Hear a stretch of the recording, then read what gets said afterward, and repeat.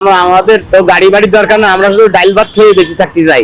আওয়ামী লীগ বাংলাদেশে যে গণহত্যা চালিয়েছে বিগত সময়ে, আওয়ামী লীগের কার্যক্রমকে সাধারণ মানুষ নিষিদ্ধ করেছে। গুলিস্তান একটা বাসে আগুন লাগিয়ে দিছে, আবার নাকি শুনছি যে পল্টন বিমান নাকি ভাঙচুর হয়েছে কালকে। তো এটা আমাদের ক্ষতি না? তো গাড়িগুলি তো সবই ঠিক মতো চলাফেরা করছে, মানুষজন বেরোয়েছে, যার যার গন্তব্যস্থানে তারা গেছে, চাকরি করছে, কাজ করছে। তো আমি মনে করি না জনগণ লকডাউন মানছে।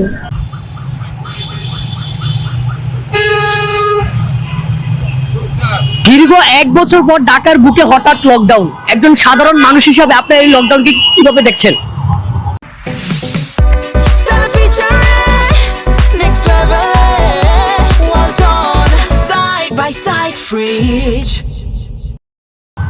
আসলে একজন সাধারণ মানুষ হিসেবে আমি যেটা বলবো যে এখন এই লকডাউন সাধারণ মানুষ সেইভাবে অ্যাকসেপ্ট করে না। তো স্বাভাবিকভাবে দেখা গেল যে যারা এই কর্মসূচিগুলা ডাকে, মানুষের জানমালের ক্ষতি করে, এটা আসলে সাধারণ মানুষ এইভাবে সাড়া দেয় নাই। এবং বিশেষ করে আওয়ামী লীগ বাংলাদেশে যে গণহত্যা চালিয়েছে বিগত সময়ে, আওয়ামী লীগের কার্যক্রমকে সাধারণ মানুষ নিষিদ্ধ করেছে।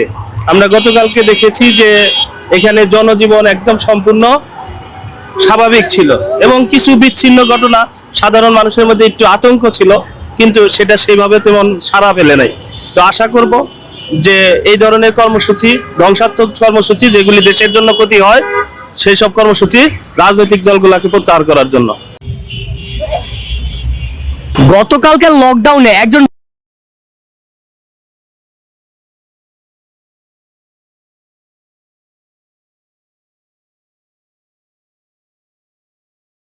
কি না কি হয়ে যায়। আমি 2টা টাকা মনে করেন রাস্তায় বেরোলে ইনকাম হইতো, বউ পোলাবেন নিয়ে চলতাম, সব দিক দিয়ে মানে বলা যায় সব দিক দিয়ে ক্ষতি হয়েছে। আওয়ামী লীগের ঢাকা লক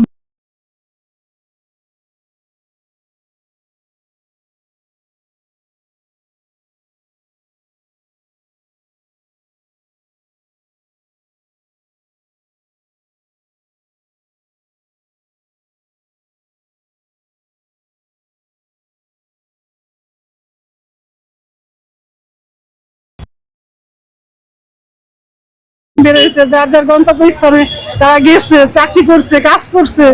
তো আমি মনে করি না জনগণ লকডাউন মানছে।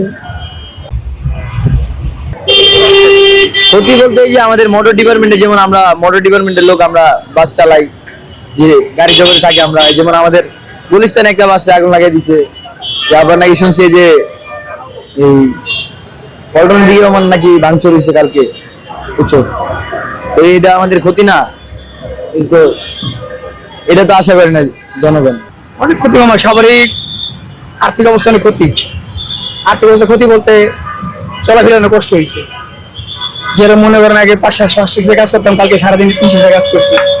লোকজন ছিল না, ভিতরে আতঙ্ক ছিল, ভয় ভয় ছিল, তারপর বেরিয়ে হয়েছে।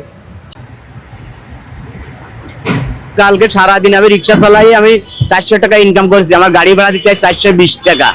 তাহলে দেশে যদি এরকম ভাবে পরিস্থিতি যদি ঘটে, তাহলে আমরা গরিব গরিব মানুষ আমরা কেমনে চলবো? যদি মানুষ যদি রোডে ঘাটে না চলে, বাস যদি না চলে, তা আমাদের তো আর ইনকাম হবে না। আমার কি ইনকাম হবে না? তাহলে আমাদের তো গাড়ি বাড়ির দরকার না, আমরা শুধু ডাইল ভাত খেয়ে বেঁচে থাকতে চাই। আমরা কোনো দলের ভিতরে না, কোনো কিছু না।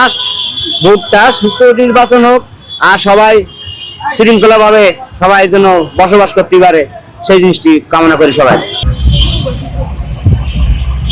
গতকালকের লকডাউনে সাধারণ মানুষের কি ধরনের ক্ষতি হয়েছে বলে আপনি মনে করেন? সাধারণ মানুষের ক্ষতি হয়েছে, রাস্তাতে আসা যাওয়ার করতে গাড়ি পাইছে না, রিক্সা ভাড়া 50 টাকা ভাড়া 100 টাকা দেওয়া লাগছে, 10 টাকার ভাড়া 200 টাকা দেওয়া লাগছে। আবার আতঙ্কে ধাওয়া লাগছে, কোন সময় গাড়িতে নিয়ে মাইরা দেয় বোমা, কোন সময় মাইরা দেয়, এই নিয়ে চিন্তা। এইটাই তো ক্ষতি, অনেক ক্ষতি হয়েছে আমাদের জনগণের, অনেকই ক্ষতি। এই যে আমাদের সাধারণ মানুষের ক্ষতি, এটাই।